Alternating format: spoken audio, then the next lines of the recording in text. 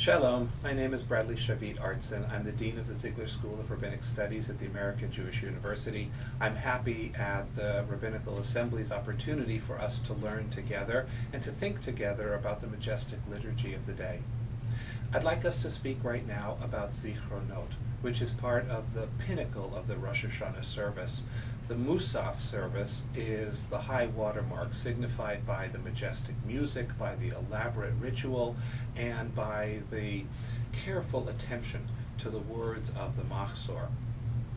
As we enter into the repetition of the Musaf service, we speak of God as Malchut, the sovereign. We speak of Malchuyot, we speak of Zikhronot, the remembrance of things past, and we speak of Shofarot, the blowing of the shofar that heralds the ultimate redemption in the future.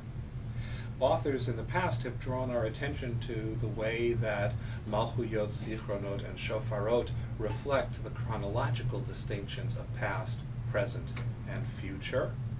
I'd like us to focus on a slightly different way. We speak here about memory, but it's not so much God's memory we invoke, but our own. We ask that our memories rise up to God. And the poetic image that Rosh Hashanah 16a is invoking here is of our collective memories becoming integral to God's own nature, to God's own being. Now, memory, it turns out, is a very tricky thing.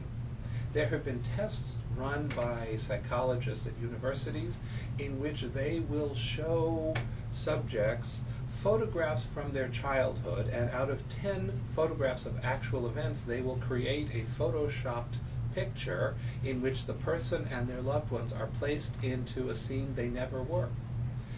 And what's interesting is that after looking through all photographs, the ones that actually happened and the ones that were fabricated for the sake of this experiment, people actually remember the fabricated event.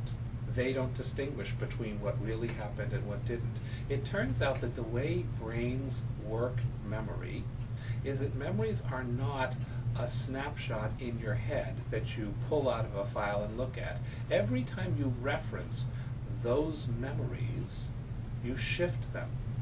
People who lose the ability to see in color suddenly remember in black and white, because memory is active and ongoing.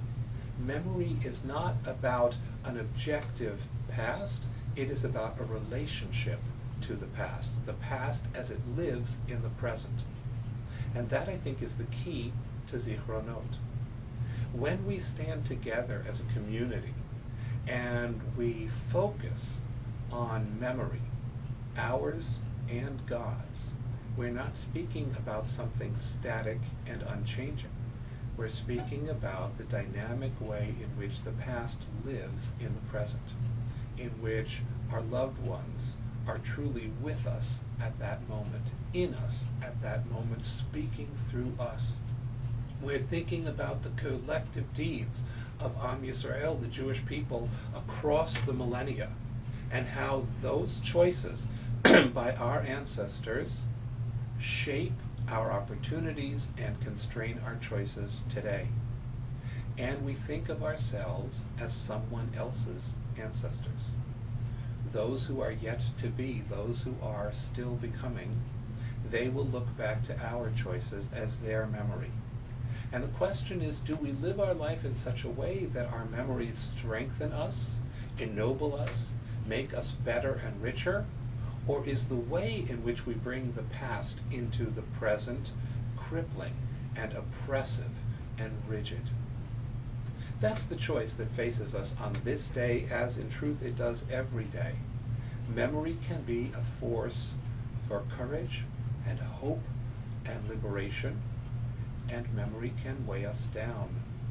We ask here that these memories are celebratory. We're told in the book of Leviticus that this day is a Shabbaton Zichron Truah, a day of rejoicing sound. So I invite all of us, and through us, our people who listen to us, to engage in memory not as the passive review of dusty photographs, but rather as the reshaping of a living film in which we are actors and so is God. And how we remember and how we allow those memories to move into the present and to shape our present has everything to do with the kind of future we invite. Let this be a remembering of Truah, a remembering of rejoicing, a remembering of clarity and of strength, a remembering that allows us to march into a future that is more compassionate, more just, more sensitive and spiritual than it would have been without those blessed memories. Shalom.